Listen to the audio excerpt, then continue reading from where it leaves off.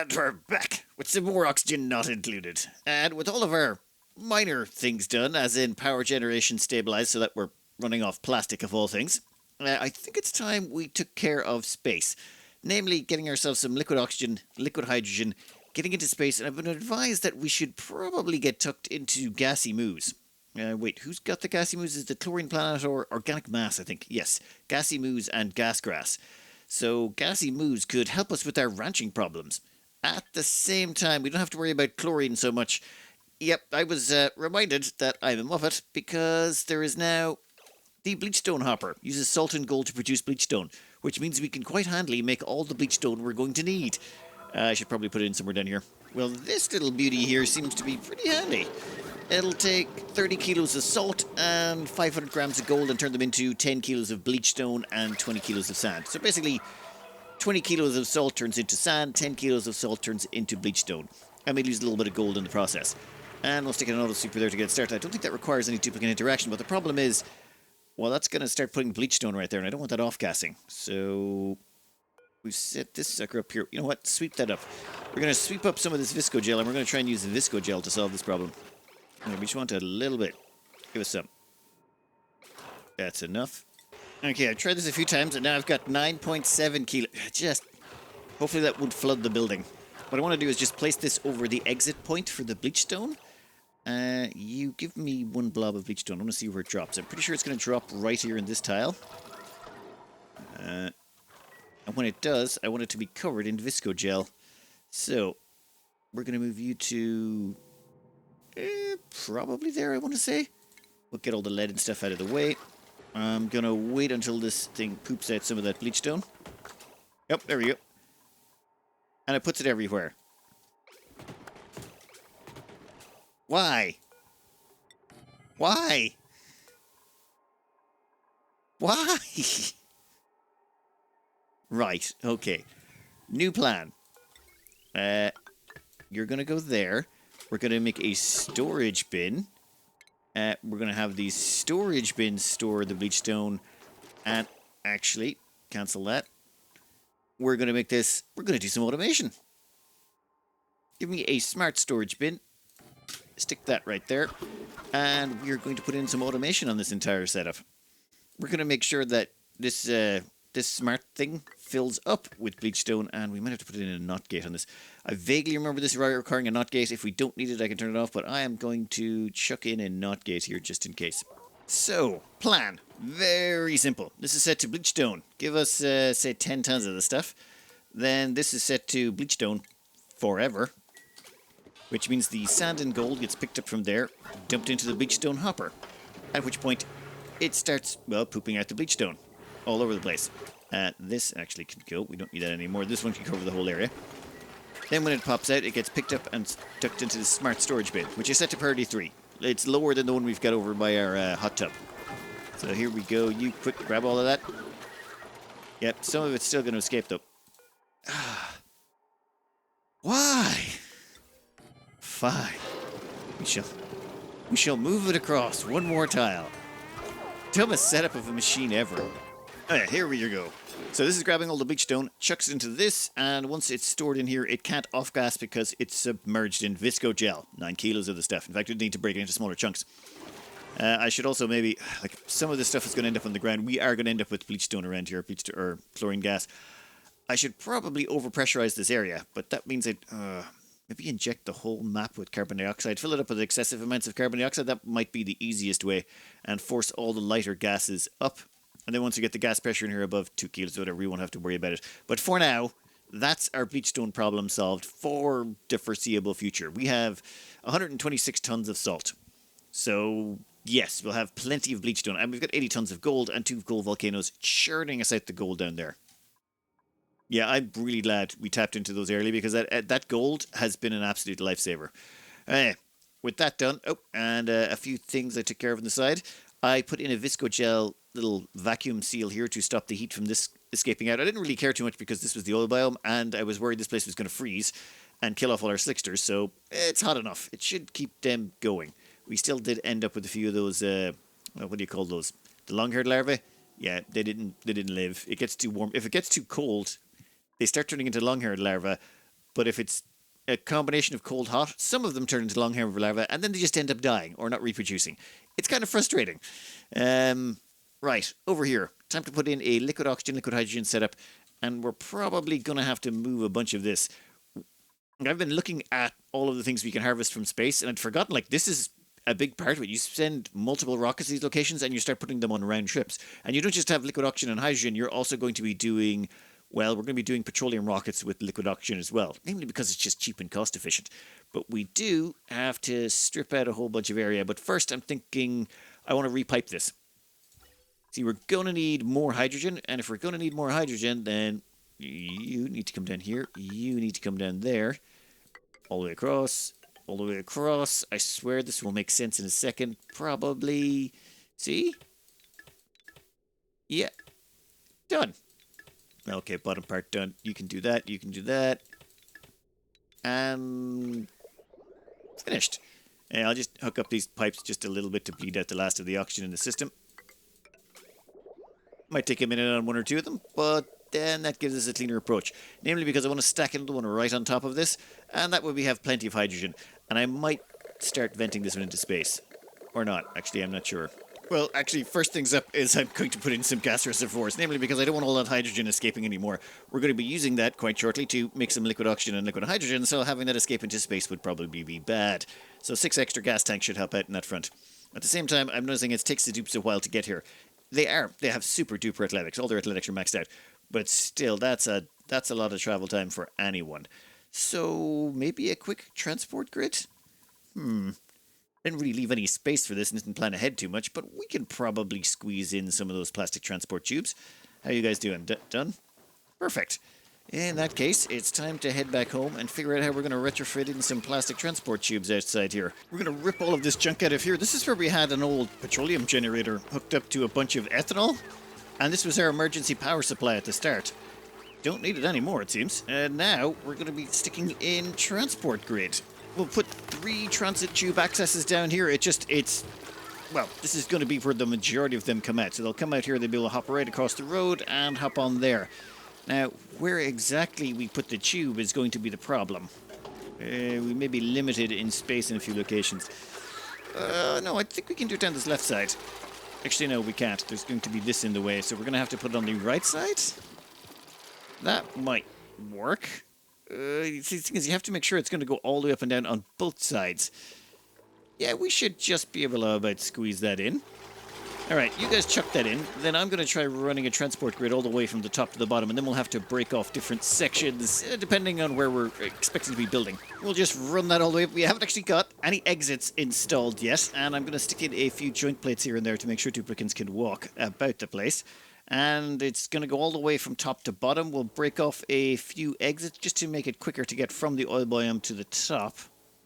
And the temperature's down here is 80 degrees, so the plastic shouldn't melt. Yeah, this should be fine. Easy peasy. So, first stop off is going to be right about here. It gets them reasonably close to the entrance to this location, and this is the only way to the right-hand side of the map. I should actually make a transport tube that goes over there. That would probably simplify things. Next stop off is going to be up here. We'll go further up in a minute, and then if we go down, we're going to have our first stop off down here, and then our second stop off will be here, a third one there, and then more as we go down. We're basically just going to have a few breaks here and there just to make sure that our duplicants can get where they need to go as quickly as possible. Though that might take a little while. There's still a fair bit of building to go on here. Things are looking so much better. Alright, that goes up there, drops off here, also goes all the way up top, so we've got 3 more near the top, near the rocket silo. Then we have it come over here, drop off beside our... Yeah, this entire tank of mercury is because this area was full of mercury. I could see it was starting to melt, like this one was. So I just dug down this big tank, and I figured it would all fall down there. Most of it did. A little bit splashed, but we got most of it. Oh, and yeah, we put the last 2 transit tube accesses over there. And then if we go down... Okay, there's not a lot for a while, but then we have some drop off here. I might put a few over here. Actually, no, they can hop off. Yeah, they'll be close enough. But yeah, then that goes down, drops off here, and we've even got them going all the way into the oil biome. Though the exits are outside, there is one entrance in here, one exit. So they can drop off here, but they can't exit via that. Just to get them down to this section, which has actually been left alone for a fair while. Now, one other thing I needed to take care of is we're going to need ceramic if we want to do ourselves a liquid oxygen, liquid hydrogen build. Either that or insulation. Insulation or insulate is a little bit expensive. It takes a lot of iso resin. We don't have enough to do a lot. So since it takes 400 kgs to do each insulated pipe, I'm thinking ceramic. Lots of ceramic, which is going to require coal.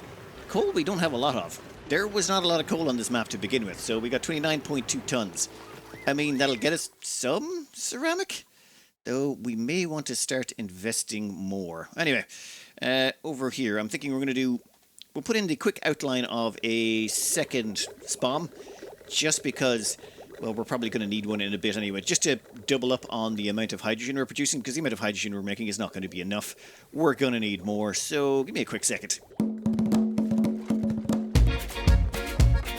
I am very glad that we put these in. These things are just so much faster than having our duplicants walk. I mean, yeah, they are pretty fast, but yeah, they're not that fast. Damn. Alright, now this thing, I think it costs about 10 kilos of petrol. It takes a lot of power to actually run these. Like, that thing is... It eats into your power grid, let's just say, having a bunch of those running consistently. However, I think we got the power to manage it. This, combined with our geothermal, means we're pretty stable. I haven't seen any problems. I should really put together one of those power drain battery things just to see, but that can wait. For now, we just want to get this started. Once this is completed, we'll have the ability to crank out some more hydrogen as needs be. We probably won't be using this to use the oxygen, but I've put in the gas pumps just in case. And this one here, I've realised, is way too close to this area here, which means we won't be able to vent that oxygen into the background of space, which originally I was planning on actually doing that. But no, never mind. And we're going to plug it in down here to this section because, well, I want to tidy up the power. This originally had its power wires running all the way from down here, all the way across here to these two transformers, because it was so far away from the main power spine. But now we have so much gold, we don't care. Like, even running all this gold, we still have about 38 tons of the stuff left. We've switched from using lead to gold because gold was just more plentiful. Well, it was. We're kind of burning through it. Plan pretty simple. We're going to turn this thing on. We're going to open those doors. Those gas pumps ain't going to be able to do anything. They're just going to sit there and do anything because they're not hooked up to anything. Top ones can. And if we check under gas overlay, the hydrogen should build up at the top. Oxygen should just basically float at the bottom. What's the pressure getting? Yeah, I don't know how well this is going to work out. I might have actually had to cram this up a tile or two, or maybe put... like, I'm not sure if I'm going to get the airflow on this. I haven't really tested this. Actually, those mesh tiles can go. I don't think we need them. So we'll get rid of both of those mesh tiles. It'll allow airflow a bit better, because those mesh tiles stop the gas from escaping into the background. Mesh tiles and airflow tiles, they basically act as a backstop in vacuum, so they stop stuff escaping, or gases escaping. And you should just about... Oh, actually, it's done it. It's managed to even out the top flow. That is perfect. We'll close the doors. And now we're going to get you to go on. That means now all of that hydrogen gas is going to come down here and merge with our other hydrogen production. We don't need to turn it on just yet, but this will keep going until the gas pressure dips below 250. Which it should. Yeah, and then those things should shut off once they overpressurize. Okay, right, looks stable. Then if we turn it back on again, that'll let the gas drain out the bottom. Once the oxygen starts to drain, that means these kick in some more. They pump out more hydrogen. Hydrogen floats to the top, increases the pressure. That means it's going to pump out more hydrogen, which flows into the system.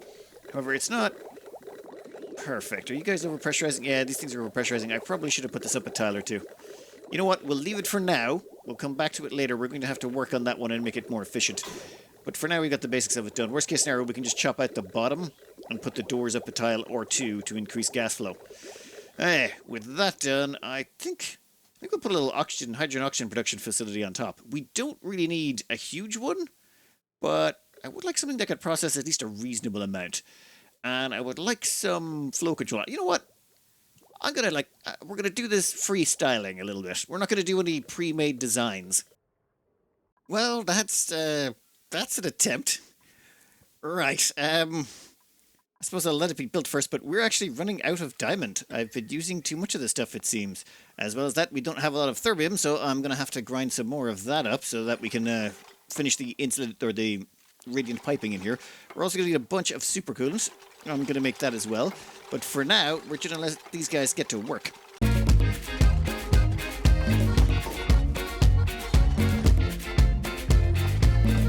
that's all the basics done. Now, we haven't put in the background plating yet because that's going to require a whole bunch of granite, and I'm waiting for someone to move it up here. Guys, do you want to get a few more tons of granite up here anytime soon? At the same time, I've cranked up the gas output. I had completely blanked that they'd upgraded these. They used to store 150 kgs, but now they store 1,000 ever since February this year. So this game's been for like 5 years, and for all the early periods of it, it was 150 kgs per gas tank. Now it's 1,000. That is just so much better. How did I blank that again? All right, you guys, you finished most of that. I do want to get some more diamond temperature shift plates, and since we're out of diamond, that means all the way down to the oil biome. We're going to have to clean out some areas. There's definitely some blobs of diamond over there. These guys we don't care about. Where is the diamond? So we got diamond here, diamond here. We're going to core these out real quick. That's 23.5 tons of diamond for the cause, and a slickster got added in, which we'll transport over there. And once the slickster's assimilated in there, they can start turning some of the carbon dioxide around here into oil. At the same time, I've turned up... I had a gas pump. Where is it? I had a gas pump right about here. I had this set to limit the carbon dioxide to 2 kilos per tile in this area. Otherwise, it pumped it down to the oil biome. That seemed to be keeping the gas level here consistent. It wouldn't go above this point. But now, I'm just going to let it run rampant. I don't care. Namely because it'll flood this area and stop this thing venting out that... yeah, we can see there's some chlorine gas there. But I figure once the carbon dioxide pressure gets above 2.2 kilos all the way through here, that problem will disappear. So I'm just going to let that go nuts. Oh, and there is some more diamond over here, but I'm in no rush to go excavate it. So we're just going to leave that there for the time being. And we're going to go back to finishing this off. I think a few more temperature shift plates are in order. Now, for example, one there. Yeah, we got one over there. In fact, that should be just about it. I don't think we're going to need that much more. I mean, going to put in a couple extra just in case. But the gas should appear over here and then should turn into, like, the gas is going to come out of here and then it's going to interact with these temperature shift plates and of the liquid pipes going through here, and it should turn into a liquid and fall to the bottom. But that does mean we're going to need to put in some backing plates. So for drywall, what do we want?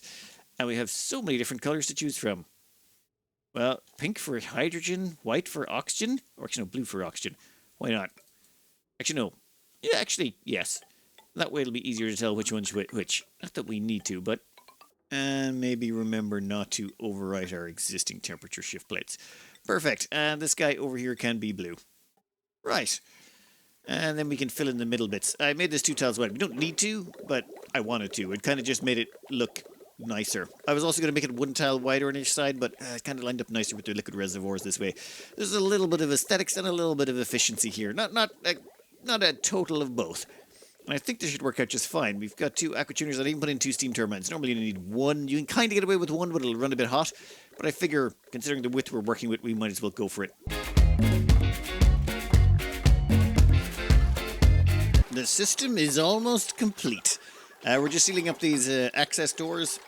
This thing here has a bunch of water in it. I just randomly chucked in a bunch of water. As long as we've got more than about 20 kilos of steam per tile, it should be fine.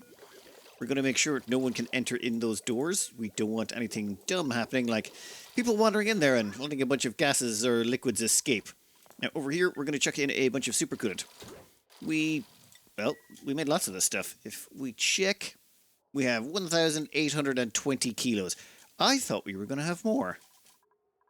What happened? We ran out of fullerene. Damn it. Okay, no. We can get more fullerene. Which planet's got the fullerene on it? Yeah, this one will do. It's only got trace amounts, but that will do. Took me a minute to get it fueled up, but yeah, you can go off and bring us back some more of that fullerene. I hadn't really thought about it, but I didn't think I'd need that much. But then again, we did make a stupidly oversized design. And we melted 2 buildings. Yeah, there's a ladder gone. I'm going to have to make some proper rocket silos in a bit. It's been so long since I've had to make proper rocket silos. Spaced Out introduced the rocket bases, or the base for rockets, so the launcher things.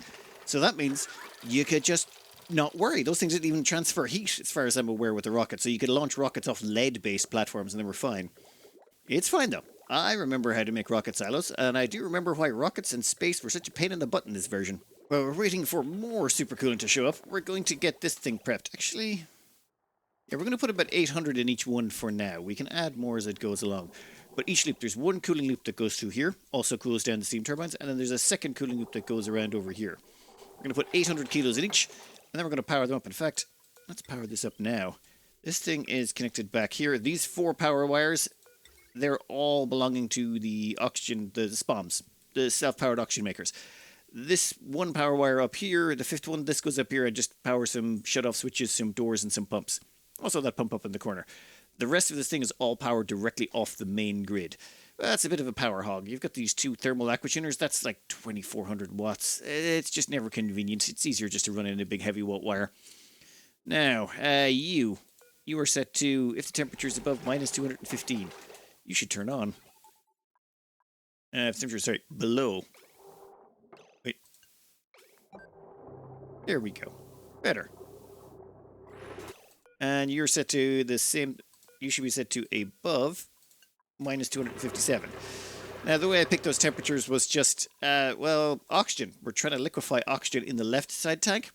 And oxygen, if you check under its properties, liquefies at minus 183 degrees. And then it turns solid at 218. So we just went back 3 degrees. This one over here, something similar with hydrogen. We just did the same thing. Actually, wait, no, it's 256 that should be. There we go. Perfect. This stuff here should be getting colder and colder all the time. And the way we've set this up is, this will go round through here and down into this liquid tank. But the thing is, we're only measuring the temperature when it comes out of the liquid tank. That means if the temperature gets too warm in here, it will have to first get evened out by this liquid reservoir. Same thing we were doing down below with our, with this guy over here, except we have a much larger tank. So this guy over here outputs and goes into this tank, where the temperature is evened out amongst, well, 3 tons of nectar, which keeps this temperature incredibly close all the time. And we won't be using quite so much liquid here, but that's pretty much the goal, is to keep it within about 2 or 3 degrees. Just having that fine level of control is pretty handy, and we have plenty of space. We're not trying to do anything too small, and we have enough resources that we can make something this reasonable. We're not making anything gargantuan, just something handy, convenient, serviceable, and not too much of a stress on us. This is not even anywhere close to cold enough to keep oxygen, well, to start oxygen freezing, but we're still going to turn this on. We're going to fill this up to about here with oxygen, so we're going to set you, if you're below 500 kilograms of liquid oxygen, we're going to turn on this gas pump, or this gas filter. Gas, shut off, whatever. This will allow oxygen, which is getting pumped out of this, to get sent into here. Now, the reason we're putting this in now is you might as well chill down the whole area. As well as that, these insulated tiles, yeah, they're, because the liquid oxygen is going to touch them, they're all going to end up getting super chilled. We're kind of okay with that. It's just one of those things when you use super cooled liquids, they actually chill the insulated tiles. Probably a better idea would have been to use something like just regular tiles. Less thermal mass in them, they'd change temperature faster, it probably cause less hassle, especially, well, because we're working in a vacuum. But it feels wrong not using insulated tiles, so that's what we're going to go with. You'd still need them though in the middle though, to separate out the oxygen and the hydrogen. And how are you looking over there? Yep, perfect. That still needs, I'd say you need about what? Well, it's got 150, you've got 260, but it's a longer thread. So you need 200 more kilos, and then you'll have about the same amount as the other side. And then once that gets us 200 kilos, we'll put the last amount in there. That might even actually be enough to get this whole thing done. We got 450 kgs of coolant in that tank. We got 370 in this one, and they're slowly getting themselves up to temp. Yeah, off they go. This one here is going up slower because we haven't put any hydrogen in this. We should have that hydrogen along... There it is. We're going to have the hydrogen fed out of this tank. So we've got, well, many tons of it. But in all fairness, we're going to have 1 kilo per second of oxygen consistently for a while. So I think this one's not going to be a problem. This one may actually struggle to keep up with a kilo per second. If memory serves, a kilo per second might be too much. We might have to limit this to about 750, 800 grams or something like that. But we'll give it a shot and see how it goes. Right now, it's got the hard job of trying to drag down the temperature in this location as rapidly as possible. It's going to be a lot of mass. This could take a little time. We are almost there-ish. What are we at? Minus 256. Yeah, no, we're there. Why are you not... Do I have to turn this lower, or I just have to wait until it catches up? I mean, there's 20 kilos of pressure through it every single... Oh, never mind. I missed it. Right then. So, it started, but it's slow. You can see the odd blob, but just briefly, it just flashes down. Let's see, oh, yeah, we got 20 kilos, 31. Oh, yeah. It's going up. You can actually see it going up, but I'm not seeing the animation of the gas falling. Weird. Don't care. Oxygen over here, how you doing? You're at minus... Yep, you're not even close. But the oxygen actually condenses at a... Well, has a much wider temperature range, so I think we're going to have a little bit more run over on that one. The reason that's slower, this thing is also cooling down the steam turbines. So this comes out here, cools down the steam turbines, and then goes back into this liquid reservoir. Because this has a wider temperature range, that's why I'm dumping it in here. Now let's just check this here. You're at minus 256.5, 0.4, 0.3, 0.2, 0.1, and then now you activate that. Now you're going to dip probably a whole degree. Degree and a half? No. Right back up again.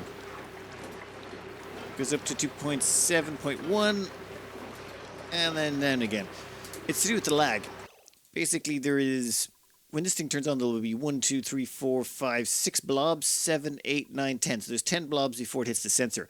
This one, unfortunately, has an awful lot more. So it's like 1, 2, 3, 4, 5, 6, 7. Like, there's loads. There's loads and loads of blobs. So this one will be much slower, which means there's going to be a little bit more of a hit. Its temperature will wobble a lot more. But for now, that doesn't matter. Once it gets up there, we might have problems. If so, we can just add in more supercoolant to even it out. Now, see that? See that rain? That's what we were expecting. Just absolute devastation on there. That's at minus 193. You know what? I can probably... Yeah, we can turn that up a bit. I mean, down a bit. Up, down, whatever you want to call it. We'll say 205. So we've got liquid oxygen just fine. Its freezing point is 218. Its vaporization point is 183. You know what? Make it 200. That saves us just a little bit of power over there. This thing here, as you can see, is hitting over the 200 degree mark. And this guy here is... We cranked up the temperature. If you look at hydrogen here, it will... Its vaporization point, as in the point it starts turning back into a gas, is 252.2. I set this to... Oh, sorry. Not the vaporization point, the freezing point. 259.2. So I set this to 258. Reason being is... Watch here. The aquatuner's just kicked in. So now the bubbles are starting to get to the tank, and it's going to go up to about 258.9. And then it's went to 259 precisely, and then went right back down again. So this is going to keep us within about 1.5 degrees of where we need to be, and should continue to give us lots and lots of hydrogen, which is good, because we have lots and lots of hydrogen. It's going to take a while for these to fill. Well, I made a mistake, and I closed these doors, which was causing... and had disconnected the hydrogen pump. So we had a little bit of hydrogen get into the system. That's fine. That's fine. We're just going to open the doors. The hydrogen can flood out, and the oxygen can continue to condense. Hopefully. We're wasting a little bit of chill on the hydrogen, but all of that stuff is going to float out the door and vanish. And this thing should be back to normal. Closing the doors here on this doesn't quite even this out. I'm going to have to do some testing with this on the side to figure out a more reliable way, because once this fills up with hydrogen, we're going to want to shut the system down and only turn it on when we want more hydrogen. Which, yeah, right now the system doesn't work. Pretty sure I have an old design I could take out, or I could try developing a new one. But I'll worry about that in a minute. For now, I just want to get this system, well, cleaned up. Okay, got that system cleaned out. Got this sorted as well. We closed the doors on this, but we left that hydrogen line intact so that it can actually export its hydrogen. And I think we're finally golden. And this here, I feel like all of that hydrogen should be just pretty much instantly converting, but it's not. Uptime looks like there's only 52%. Why do I feel like that was much higher last time I was doing this? I mean, in that case, we could probably put in 2 kilos in here almost, and it should be able to handle it, but it's not. It's not even eating the 1 kilo we're putting in right now. Ooh. I put the temperature here down 1 degree to minus 259, and it sort of instantly turned that section into a vacuum. So it does seem to be working. Okay. Why is the mechanized airlock only minus 253? Shouldn't that be minus 259? What pipe have we got to go through there? Oh, it's insulated. Okay, so give me a thermium pipe right there. It'll... I mean, I don't think it really matters to the mechanized airlock, but I'd like to be 100% sure. And some of like the high pressure vent and that liquid bridge seem like they need some help as well. Never mind. Pressure's already dropped. It used to be at 19 kilos, now it's down to less than 4. We might be okay here. Nope, nope, get out. Why would you be in there? What? You can't even force them out. Like, the door permissions say no one's allowed in there. And they're still like, we're going to be there. You can't give them a... Wow. You can't tell them to move somewhere. They're just going to do what they're going to do. So that means we need to lock that door. And that means we also need to probably lock this door as well. Fine, we'll lock those two. That should stop them. Right now, the liquid oxygen is going crazy. It's trying to catch up with the temperature on this rock right here. So basically, the liquid touches that and immediately flashes into liquid oxygen because it's exchanging temperature, even despite the insulated tag. So right now, it's trying to cool down 400 kilos of igneous rock. The liquid hydrogen is going to have to do the same as well. And it's doing the same over this side. Yeah, minus 125. And it's going to do the same on the next tiles as well. So the first time this loads up, it's going to take a while. Ugh. It'll manage. It doesn't seem to be doing the same with these bottom tiles. Why isn't it doing with those side tiles there? Wait a minute, the liquid hydrogen is not... Oh no, liquid hydrogen is minus 18, minus 32, minus 18. This one is a minus 180 uniformly. So the liquid oxygen's doing it, the liquid hydrogen just doesn't care. You know what? Don't know, don't care. I'll let this run on a bit, do a bit more processing, and we've got a decent amount of oxygen. I forgot that it only goes up to 500 kilos per tile, so we're going to have to do a few changes here to shut off if this goes above 500. Yeah, 500's fine. This guy, hydrogen, goes up to about 1,000 kilos. Though it seems to be going... Why are you going nuts? You shouldn't be. You're exchanging a tiny little bit of heat. Okay, so that insulated tile has exchanged too much of heat. That one has not. You know what? I don't care. It'll eventually figure it out. We're chewing through all of the hydrogen that's coming in here. If we check on the gas overlay, you can see, like, there's only grams. So it used to be 20 kilos. That is definitely sorted. When it comes to the hydrogen itself, you're going to use 3 tons of hydrogen backup. So right now we're cycling out all of the stored hydrogen, and we're prioritizing using the fresh stuff that's coming in. But then once that's gone through, we'll feed this into it, but this will be our backup supply for when we get through our backlog, because we will chew through all of this. By the time we fill this tank, you gotta remember there's like a ton per tile, so each one of those squares is worth an entire storage tank of gas. So yeah, we'll chew all of those to death quite nicely. I'm thinking next up though, well, we can't go right into rockets because, well, we want to get a little bit more of a hydrogen buffer. I mean, we could start, actually that might be a start on a hydrogen rocket fleet combined with a liquid oxygen petroleum fleet. You normally want to have a petroleum fleet and a hydrogen fleet because you never have as much hydrogen as you have oxygen. Also, we can double down on the oxygen production. What is this aquatuner doing? It's only got 35%. We could probably double up on the amount of oxygen going in there. If we really needed to and run extra. Why do we need so many rockets? We don't need that many rockets. All we need is some more rare resources, some gassy moos. That's it. The creatures of uselessness that used to be useless but now have Brackeen and can be used to auto-run ranches. That would be quite nice. Rancher-wise, yeah, I think we've caught up with everything, and plastic-wise, we're at 440 tons. Right, so it turns out we've got more than enough plastic. Maybe I should turn this thing on full time. I mean, yeah, why not? Let's leave it flat out for a while and see what happens. Alright, I'm gonna cut this out here. I hope you enjoyed it. Good luck.